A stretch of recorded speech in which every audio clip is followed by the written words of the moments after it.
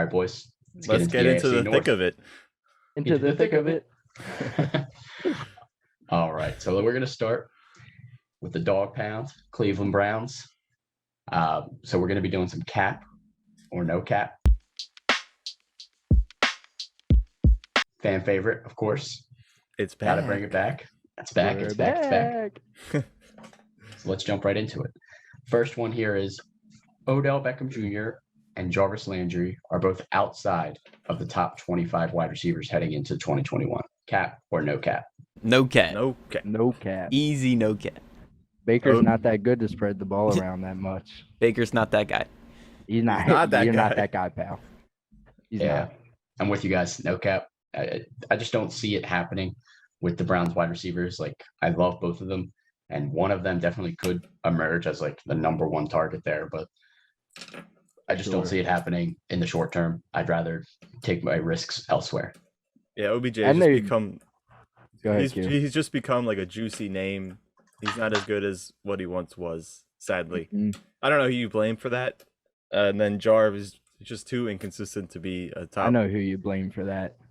It could be- Injuries. Could be Baker. It could be OBJ. It could be the amount of shit on OBJ's chest. Oh, He's got a lot of shit on chill. his chest. Don't he don't deserve that.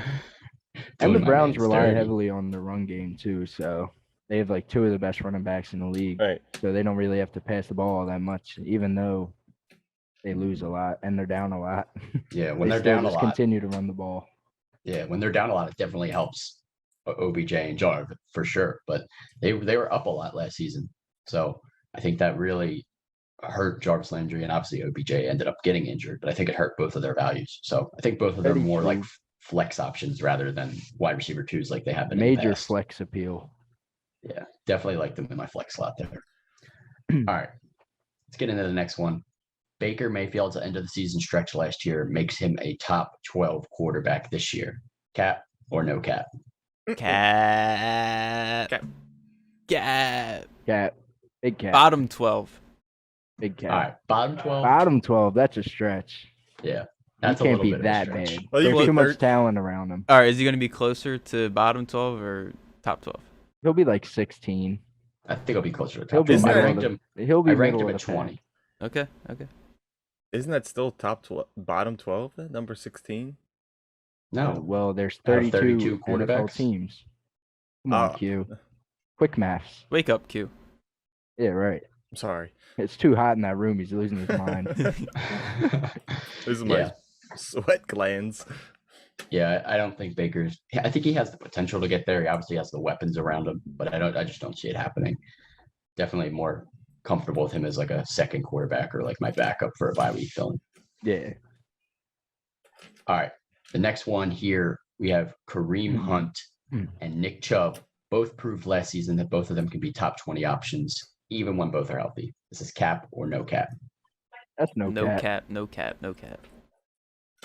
I No. still feel like you don't want to depend on Kareem Hunt as an RB2. I think they have the potential. Jesus Christ, they have the potential to both be top 20, but they've also had their stretches where they were both healthy, and it was still one or the other. And beginning of the season, it seemed like it worked. Towards the end of the season, one of them were hurt. It may have been Chubb, but when they were both back together, Chubb was the guy because I guess he had proven that it's his backfield. Hunt's just the complementary piece. Yeah, I think I agree with that. I think Chubb is obviously the one you would want to own in this backfield. I do think Kareem Hunt has the upside to definitely finish top 20, just because Kareem Hunt obviously has the PPR upside with being able to catch passes out of the backfield. And I think he's going to have his games where he's going to get 20 to 30 fantasy points or whatever. But I don't think it's going to be as consistent as Nick Chubb will be. He's going to get consistent volume every week. And I don't know if Kareem Hunt gets that. But I do think both of them could be top 20. So I'm going to say no cap. I think both of them could finish top 20.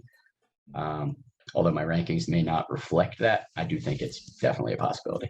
I'm sure that Kareem Hunt will have a few top 20 weekly performances, but consistently, I don't think so. Yeah, for sure. So let's get into a couple of questions. Q kind of stole my thunder here with that last point. But I wanted to just ask a couple questions about the upcoming season for the Browns. So are you comfortable with Kareem Hunt as your RB2 option heading into 2021? I am. I haven't ranked at 21. Yeah, Especially I mean, in a PPR league. If you're not in a Yeah. PPR league, maybe not. But if you're in a PPR, I'm definitely comfortable with him as my running back too. Yeah, I've been torn on this. I've been on the borderline. I currently have Kareem Hunt at 25. I definitely could move him up a couple spots just to get him into that RB2 conversation, but I'm kind of on the fence. It's like, is the consistency going to be there? I had him as my RB2 last year, and he was definitely paid off when Nick Chubb was out. But when Nick Chubb came back, it was kind of like you're going to get 6, and then you're going to get 20. So it was kind of the volatility was there. There's just for him to It's tough get for at me. least like 12 plus, a lot needs to go right within the game, within the offense. But it's hard to depend on him to be the RB2. But where I have him ranked, technically he is one. I guess he's worth the risk. Yeah, I think he's right in that kind of low end RB2 range. Like if you end up with Kareem Hunt, you're not mad, but you're not ecstatic either. Right. All right. Next question I got here. Are you nervous at all about OBJ coming off yet another injury? This one being an ACL tear. Big time. It scares me. They've always lingered his whole career, and it's just they're inevitable for him at this point. See, but I think because of that, that's why I'm not nervous, because it's just like expected. So like, Yeah, I'm not expecting like him to break out to be what he once was on the Giants, but I also don't expect him to be as bad as he was before he was injured. So Which you was- think he'll get hurt later in the year? I hope he doesn't get hurt at all, but I guess it's bound to happen at some point. Got all that shit on his chest. He just got to get off, and he does it through injury. now, I think it's kind of baked into his ADP at this point with his injury because like Odell Beckham Jr. has such a wide range of outcomes. Like he could be a top 10 wide receiver, or he could get injured in week 3 and be done for the season, and then you don't have anybody, and you wasted your third wide receiver, fourth wide receiver pick on him. His ADP is wide receiver 28. I think if you knew OBJ was going to be healthy 100% going into the season, he'd probably be closer to a top 20 wide receiver. So I think it's kind of baked into where you're drafting him. So I'm definitely nervous about it, but I think where you're drafting him, it's not that big of a risk. And you also think about the struggles that Baker has had with him, which has caused a lot of like rumors and stuff that he just can't get him the ball. So that also plays into it. Yeah, Baker was honestly playing better after he went out because he stopped force feeding him. So hopefully the offense kind of flows better this year and kind of get into a good rhythm. Next question I have for you guys is, what are you doing with Brown's tight ends heading into this season? I'm avoiding Absolutely them. nothing. That's what I'm Yeah, doing. I'm Looking avoiding the them. other way. I might take like Austin Hooper late round flyer just like as a bye week fill-in, or maybe he breaks out and has a good season and then you lucked out. But I'm really not going into the draft expecting to draft any Browns tight end. Yeah, I definitely Or- hear what you're saying there. Yeah, poor Njoku. He could be good, but he's now behind Austin Hooper, and he's always hurt. Yeah, I like Njoku as well, but obviously he's not going to get much playing time. Austin Hooper would be the only one I would consider, even though Harrison Bryant caught a few touchdowns last year. But I just think Baker's not going to get enough volume going in this passing game to warrant drafting Austin Hooper. So I'm with Bring you back, guys. Avoid them all. bring back Gary Barnage. Do not bring back Gary Gary Garbage. Gary Ugh. Garbage. Garbage. He's trash. All right. Is there a third wide receiver on this team that you're interested in late in drafts? No, we're not gonna interest the Higgins guy, or what's his name? You know what I'm talking about, or the Peoples Jones. Yeah, that's what I was gonna say.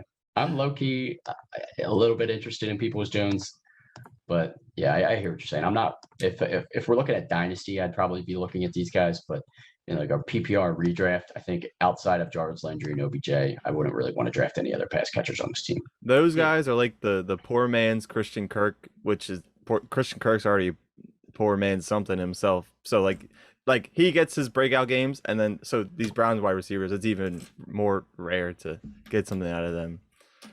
Yeah, they're gonna have like 1 or 2 games randomly. They'll catch a touchdown, they'll hit the waiver wire, and then become irrelevant again. So I'm not really looking into any of them at this point. All right, last question before we get into some bold takes for the Browns. What do you think Baker Mayfield's ceiling is heading into this season?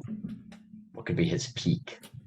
The roof. That's a tricky question because The roof, he dude. has the talent around him, but he's just not good. I'm sorry, he's just not a good football player, in my opinion. I think that the Browns have learned that like running the ball is what they should like think to do first. They should be a run first team, keep the ball out of Baker's hands because he's known to make mistakes or just play poorly. So I think his ceiling is not as high as some may think just because he has Jarvis Landry and OBJ on the outside. Yeah, I definitely agree with you there. I think obviously the weapons surrounding him are incredible, but I don't think his ceiling is that high. I think his ceiling would be a top 12 quarterback, and then you're like it'd be like a low end, like he'd finish at best like QB 10, and Right. that would really surprise a lot of people if he finished as a top 10 quarterback. So yeah, I think he's around the mid-tier NFL quarterback. I think he can get the job done and get them into the playoffs again, but I don't think he's an elite fantasy weapon whatsoever. Well, let's get into our bold takes for the Browns or our favorite target. So for each team, we're going to be breaking down and just giving you either a bold take or just a guy we're really looking to target on this team. So let's start off with Q. You're kind of Yeah. So let's take it back now, y'all. Baker Mayfield will be the best quarterback in the AFC North. So all right, let me explain. Burrow coming off an ACL injury. He's like not technically a rookie, but he hasn't played a full season. Ben Roethlisberger aging beyond belief, but he has weapons, but he's an old man. He hasn't done anything. He wasn't that good last season. And then you got Lamar. Okay, he can run. That's definitely very valuable in fantasy football, but I don't think he's proven anything to be anything. He's an average quarterback outside of the running ability. And they haven't helped him at all with wide receivers. Yes, they drafted a wide receiver and they still have Mark Andrews, but Sammy Watkins. I guess Lamar will have his career game week 1 because Sammy Watkins will have his week 1 career game also. But after that, I'm sure I'm going to be wrong, but Baker Mayfield, there are reasons out there why he could be the best. So it sounds like it's more of not the fact that Baker Mayfield's that talented that he's going to be better than all of them. It's more of they're all going to be that bad. Predicting Lamar to finish worse than Baker Mayfield is as bold as it gets, Gil. You're already starting off the season pretty spicy. Yeah, I'm sure there's going to be spicier. I don't know about that one. That's tough to beat. I'll make it possible. All right. T-Gods, what do you got for us? Okay, this isn't very bold, but it is my favorite. I am looking to draft Kareem Hunt, and I'm going to say that for the second year in a row, he's going to lead the Browns in receiving touchdowns. Last year, he had 5 receiving touchdowns. Odell, he got hurt, but he only had 3. And Jarv played the whole season. He only had 3. That's kind of crazy. I didn't even know that. Yeah. So give me some Kareem Hunt. I think you guys are hating on him. And PPR, I think he's going to be better than you guys think. He definitely has top 20 upside. If Nick Chubb goes down, he's obviously a top 10 running back right away, no doubt. We saw that last year. I don't think it's impossible whatsoever. I think Kareem Hunt has the explosiveness to, like, on any given play, take the ball to the house. So I like that one. Thanks. All right, Matt, what do you got for us here? Well, I'm looking at Sean's guy, Jarvis Landry, because I believe that once again he will lead the Browns in receiving, maybe not targets, but I think he will lead them in receptions. Because like you said, they love to force feed OBJ because Baker doesn't really know what else to do with the ball. But once Odell went down, it was like a landslide from target share, yards, all that, except for touchdowns, like T-God said. That's one spot where he really lacks. But I don't know. I feel like the longer that core plays together, the better that they'll get. And I just think that I'm hoping he doesn't get hurt again this year, but I feel like OBJ is just bound to happen at some point. He's going to miss a couple games here and there.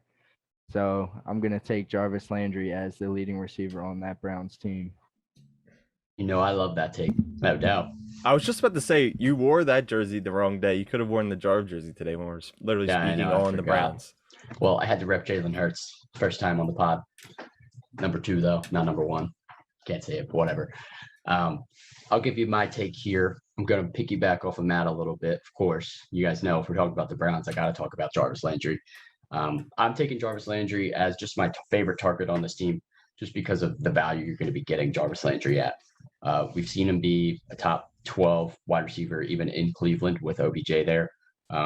Jarvis Landry obviously can be a number 1 wide receiver on a team, and he's currently being drafted as the 42nd wide receiver off the board, 105th overall. We're obviously pretty far from the season, so that could change. He could move up or down, but at this current state, you're getting a huge value in Jarvis Landry, who could be an easy week in, week out flex.